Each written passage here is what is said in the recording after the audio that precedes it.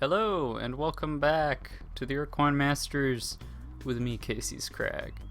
So, we're still playing the HD version. Right now we're heading up to the far top left corner of the map to try and see what we can find, see if we can stop the probes. Let's see, we last episode we met the let's see, was it last episode? Yeah, I think it was last episode. We met the Ahat. And then we went and checked out what was going on with the Spathi, and we found out that they are gone. Well, not really gone. They're on their home world, but they're under a slave shield. So they shielded themselves into their home planet. And I think that is hilarious. That just suits the Spathis so well. Okay, we're here. Sweet. So I don't really know where else to go except here. Let's see if we can use the caster on this. No. Darn.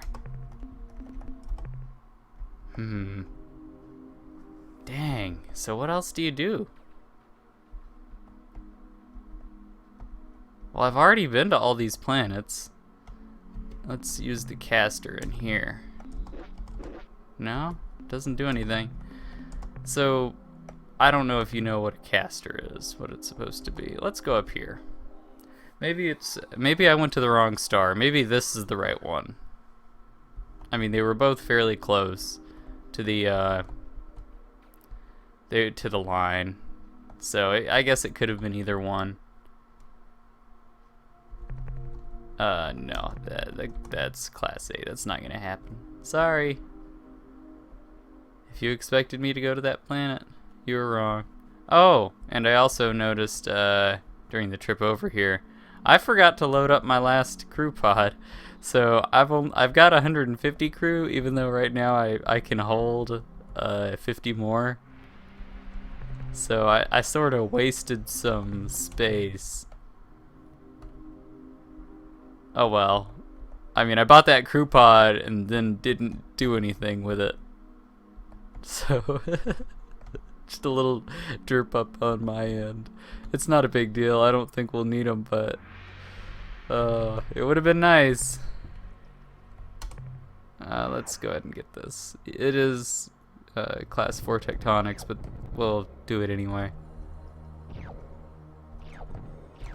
Oh, I can't remember how to lift off. Oh, I see. My fingers were on the wrong keys. I was like, what the heck? Why can't I lift off?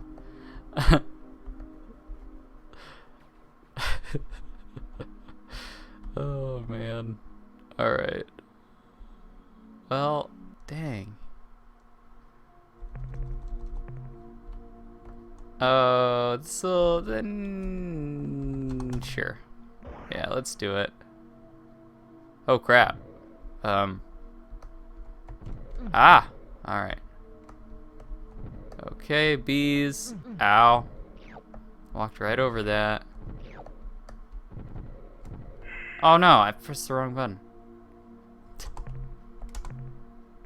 Let's not do that again. Whoa.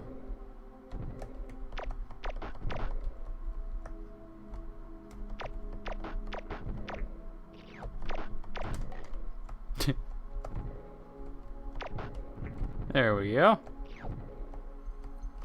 Oh. Oh, only one. These guys are worth like nothing. Ow.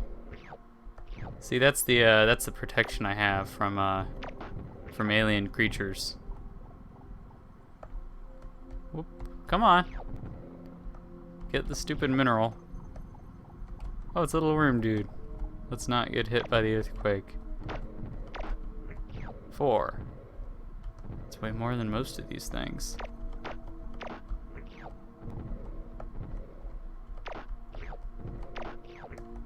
Alright, there we go. Well, we got some extra biodata. That's good, I guess.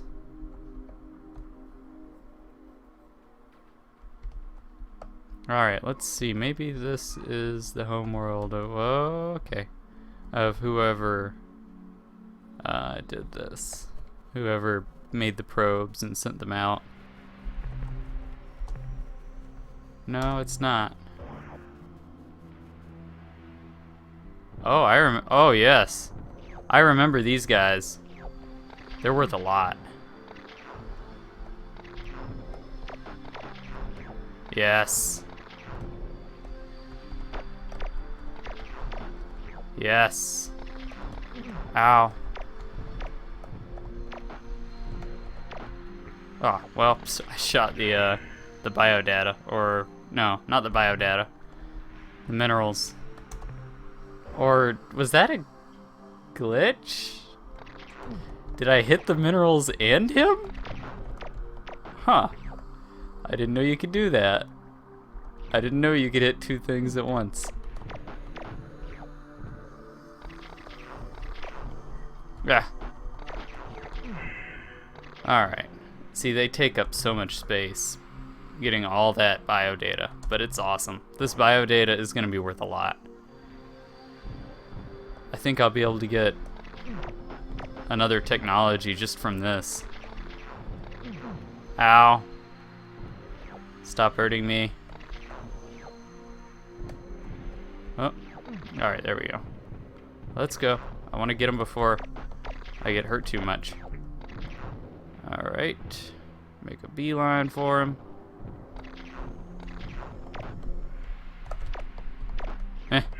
Trying to evade me, huh? Think you can get away? No, you can't. Try as hard as you want. Alright. Let's see what we got here. There's a gas giant, and then... Is there another planet out here as well? Yeah, there is. I'll get that next. Alright, let's go to the moon. Whoa, whoa, whoa. If I can get there. If I can get there. No, not gonna do that. Hello, visitor. Here we go. Slylandro. I am content to hover, a Slylandro speaker. Your presence here fills us with excitement. We have gotten so few visitors over these many drawn. We hope you can stay to talk with us for a time. Oh, well, these are the Slylandro then, apparently. I am Casey's Crag, captain of the Earth Starship Interstellaria. What the heck are you? Oh, this is terribly exciting. We will be happy to tell you about ourselves if you would please do the same. You see, we Slylandro have been extremely interested in learning about the galaxy, but our physique makes us incapable of leaving our gas giant home. Aww. Therefore, we are totally reliant on our infrequent visitors to keep us informed about events outside this planetary system. And visitors usually only show up every few drawn. The heck are We hope drawn? that our newly deployed exploration probe fleet will not only gather information for us, but inform other races of our presence here as well. Well, they haven't really been doing that. Probes? What probes? Probes? What probes are you talking about? You know, it's funny. We hadn't heard from the outside galaxy in a whole Janasa. And then the Melno may come by and sell us a probe. And just a few hundred locations later, you show up. Oh, the probes? Right. Well, like we said, just a short time ago, a race called the Melno may stopped by. They said they had acquired some information revealing our existence, and they wanted to study us if we didn't mind. In fact, the Melno may said they would pay us for the right to do so. I guess they are biology nuts or something. I guess. Anyway, in Yep. exchange for our information, they gave us a probe vessel. Huh. Okay. Can you give me details about your probes? Sure, if you are interested. In exchange for information about the life on Source, the Melno may offer to give us a remote exploration probe. It would roam the galaxy gathering information and contacting alien races, And when it had filled its data storage units, it would return here and reveal to us everything it had learned. Well, it hasn't really been doing that. Well, then why do your probes attack our ships? Our probes do not attack. They have only defensive capabilities. Offensive behavior is not part of the instructions we programmed into the probe. To do so would be reprehensible. Can we talk a little bit about the probe's program? Sure. What would you like to know? Would you explain the general outline of the probe's program? Sure. It was a difficult task for us, since we'd never done anything like that before. But for the most part, we just adjusted its standard program, which went something like scan for targets as defined in target list. If no current target, then select new target from the current targets list using specified priorities. If current position is at current target, then set current behavior to new behavior based on behavior priority settings.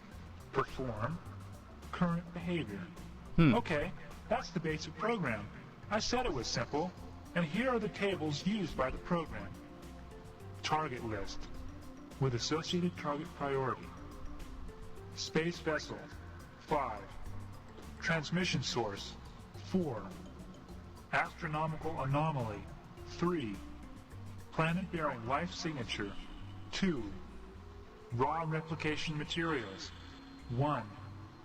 Probe behaviors with assigned priorities. Communicate 5. Record data 4. Analyze data 3. Seek replication materials 999. Move to current target 1. That's it. You mentioned the probe's defensive capabilities. Elaborate. That behavior was hard-coded by the Milnorme. We couldn't mess with it. Essentially, the probe will only fire its weapons if it has been attacked and cannot communicate with the attacker. Ah. And when defending itself, it uses its lightning weapon? No. The probe is armed with a battery of missiles. It doesn't use its electrical discharge device in combat. What missile batteries? It always attacked us with lightning bolts. That's impossible. It's inconceivable. The electrical discharge device is used only for breaking down raw replication materials into their component compounds for easy gathering. Alright, let's talk about this later on. Okay. Can we talk a bit about, well, let's see.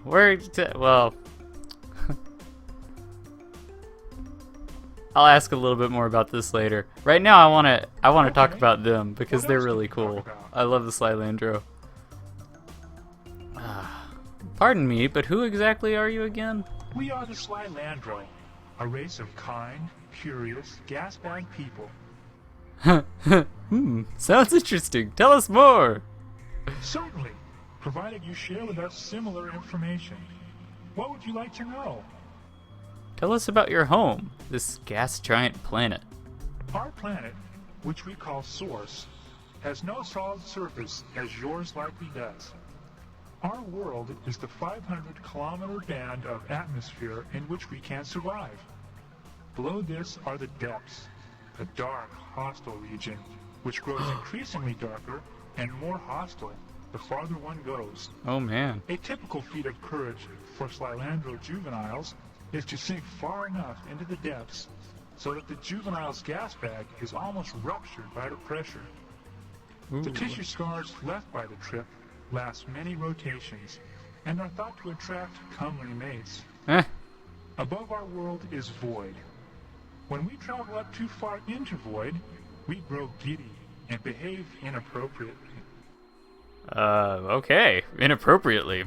That's a little vague. What can you tell us about your culture? We have an egalitarian society here. All are equal. Of course, that doesn't stop some people from being stupid fools or jerks. But on a world as huge as Source, where there are no barriers to restrict your travel, if someone is bothering you, you simply go somewhere else. As you might have guessed, we have no physical technology. Ah. In our long history, several of our people have tried to work with objects, constructing weapons and other tools from the carcasses of dead beasts. But eventually, whatever it was they were building got too heavy and dragged them down to the depths. Aw. That sucks. But I guess that's just the way it is on a gas giant. What about your history? Since we possess no technology, we have no permanent way to record the passing of events. Instead, we use the history chants, long songs whose rhythms and patterns help prevent the introduction of error into the record. When the Shaggy Ones first arrived over 41 drons ago, we had no words for aliens or ships, for stars or planets. Our skies are an opaque swirl of colors. We knew nothing of the universe outside Source. The Shaggy Ones taught us most of the new words, and after they departed, we remembered them for the many long drawn, until ships from the sentient milieu arrived. Oh, okay. Well, I wonder who the Shaggy Ones are. The precursors, maybe? Tell us about your biology. Our world, which we call Source, has been home to our species for many thousands of drawn. We evolved from simpler, unimodular beings who thrive in atmospheric convection cells. At first, we were little more than mindless consumers who glided at the edge of wind walls, straining the air for small animalcules. But even then, we were social creatures who invented language so that we could better cooperate when herding food into dense concentrations. There are many hundreds of species here in Source, producers, consumers, hunters, and parasites, but so far, we are the only species here to achieve intelligence. Sounds good. Cool. My pleasure. Very cool. Now let's talk about you and your peoples. You know, I'm not really talking about me, and it doesn't really give me the option to. Exactly how long is a drawn? The drawn is our primary unit of time. It lasts for an interval equivalent to 4 million rotations of our planet. Wow. A drawn is subdivided into 2,000 dranasa. Now please, our turn. Will you tell us about yourselves? Sure. Most of us come from a large rocky world called Earth. Yes, that seems to be the pattern. Just about everyone who comes by here says they developed on a world a lot like that. As far as we know, we're the only sentient species who's ever evolved in the atmosphere of a gas giant. Of course, from what we know, most travelers like yourselves don't have much interest in gas giants. So maybe there are others like us, Slylandro, out there somewhere. Maybe, I guess. We traveled the galaxy in starships, seeking knowledge and contact with other sentients. That must be great, to leave your planet and roam the stars. Mm-hmm. You don't know how monotonous living on a gas giant for 3 or 4 drawn can be. Clouds, Absolutely clouds, right. clouds. Wind, lightning, clouds, clouds, clouds. That's it.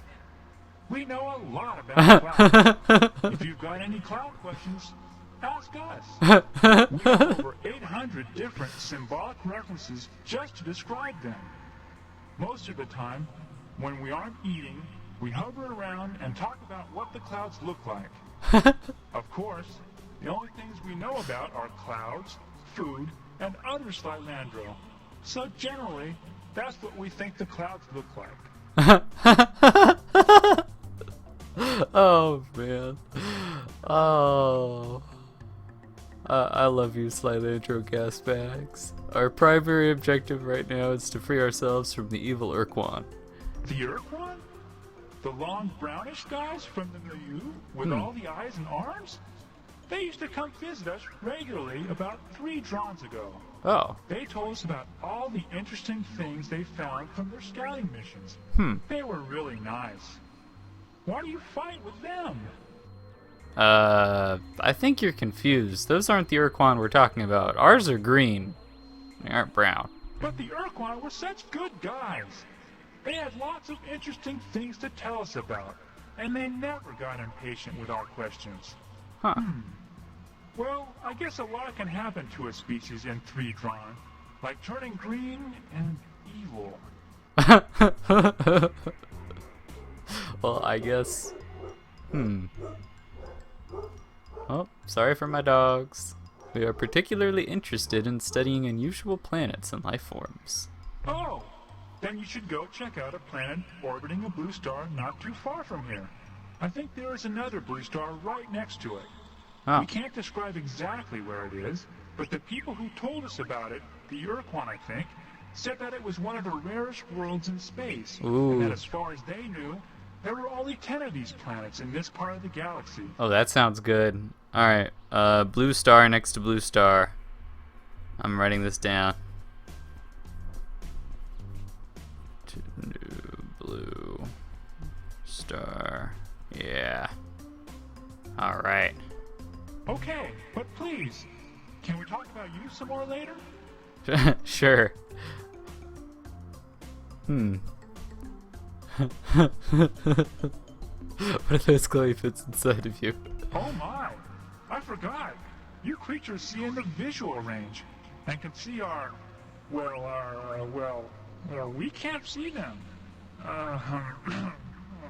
What I mean to say is, they are, well, we use them when the male and the female, well, look. I'd rather you didn't ask about them, okay?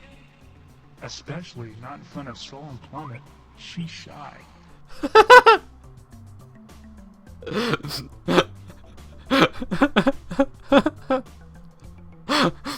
I said, one of those glowy things inside of you! Great. Now you've done it. Just look at Soul and Plummet. You've embarrassed her so badly that she can't even regulate her ballast.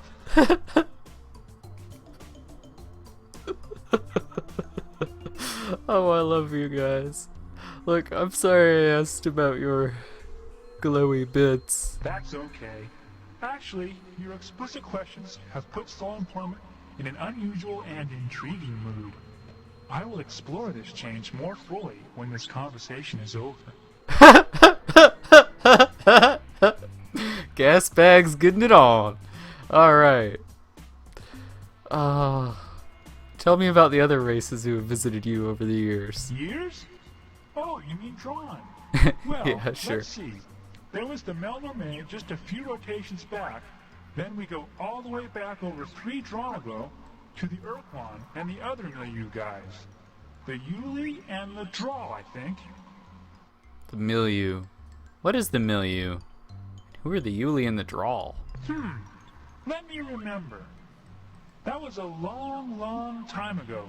I was only a nymph then. Oh yes, that's it.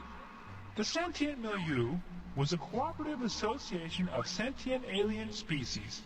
The Yuli, the Drawl, the Taelo, the Melnum, the Foz, and the Ur-Quan, who lived across a wide section of the galaxy. They talked with us fairly frequently for almost half a drawn. Then suddenly, the visit stopped, and we haven't heard from them since. Interesting. So the sentient milieu. Writing that down as well.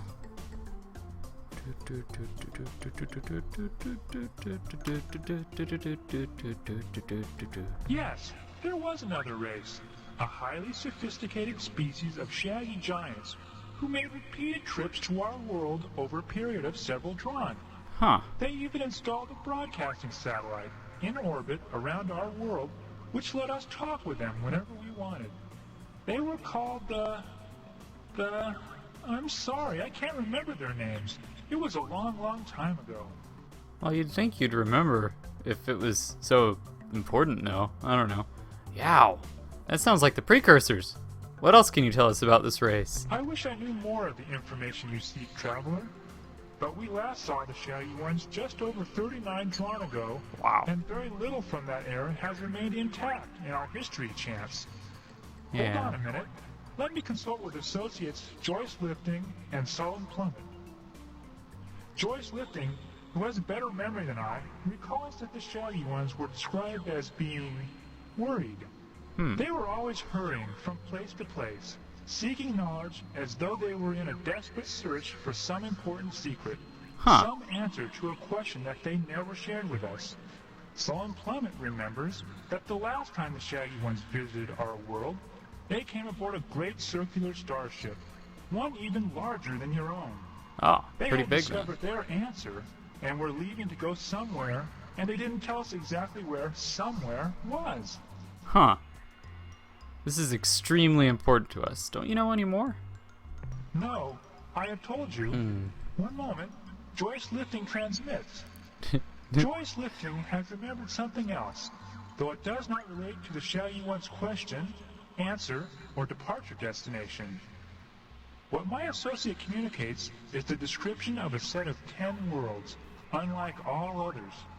The Shaggy Ones either discovered these planets, or, this is garbled, assembled them? Huh. We were told the planets were, again, this is confusing, organized in some pattern which in some way alluded to the Shaggy One's ultimate fate. One of the worlds was described as orbiting one of a pair of blue stars not far from here. Yeah. Another of these worlds circled a large white sun. That is all we can remember. Another circles a large white sun. But that one, he doesn't say how far away it is. Large white sun. Alright. Is that it? The probe can't do anything else? Oh yeah, how could I forget? This is the really neat part. The probe was self-replicating. When it wasn't recording data, it would pulverize rocks and stuff, then suck in the debris. When it had enough raw materials, it would fabricate a duplicate of itself, which could self-replicate too. We expect the first probe to return in a few hundred rotations, and then we should see an increasing number thereafter. Sounds about right. Where exactly did you say you got the probe from? From the Milner Traveler Traders. It was catalog item 2418, remote self-replicating robot explorer probe, the economy model. The economy model? Why did the Milnorme sell it to you? The Milner traded it to us for data on the life on source. They said the information was unique and was worth, I don't really understand their units of exchange. Something like 10,000 Credots? Or something like that. Credits. Fortunately, that was exactly the price of their catalog item 2418, remote self-replicating robot explorer probe. Huh. How long ago did you get the probe? 200 or 300 rotations, I guess. Alright.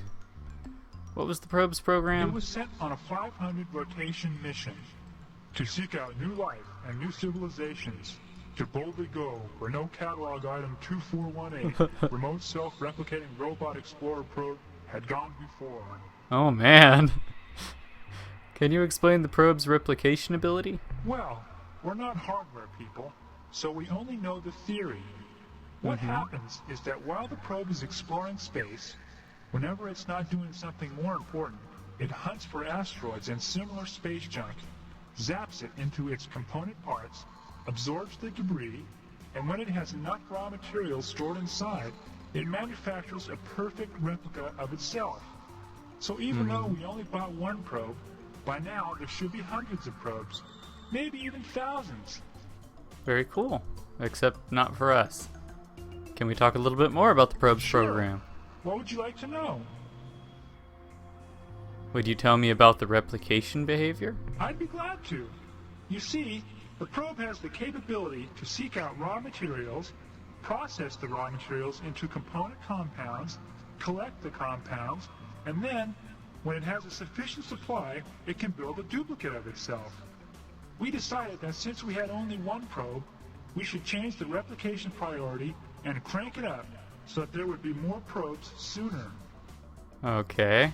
What priority did you assign to replication? Well, the factory setting was 2, in between movement at 1, and analyze data at 3. I told Joyce Lifting to set it a bit higher. Let me ask him what he set it to. Oh, my. That was a bit extreme, wasn't it?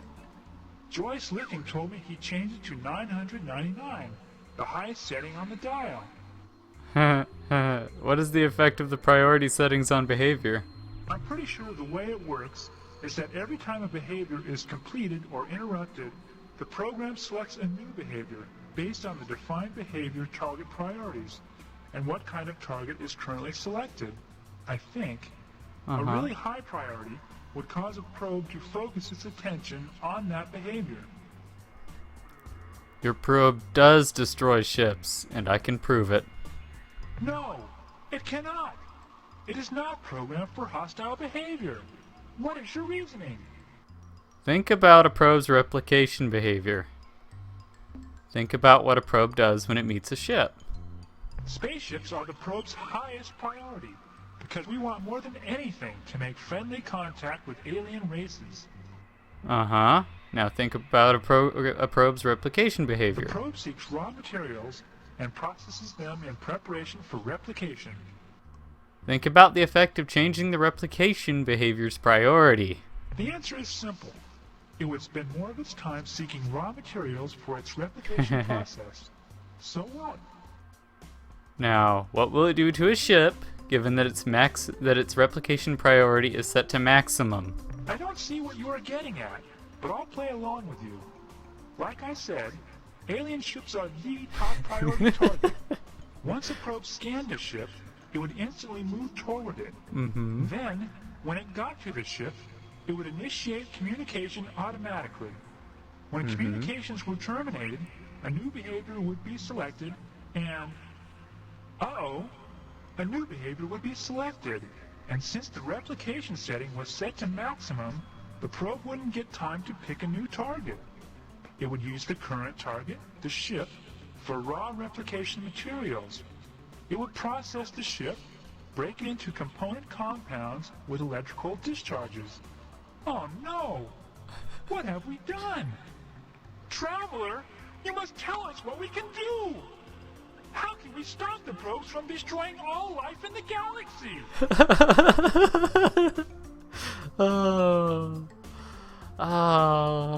Man. I don't suppose you have some kind of mega self-destruct code or something. Why yes, there is! Oh, really? You're a genius, Traveler!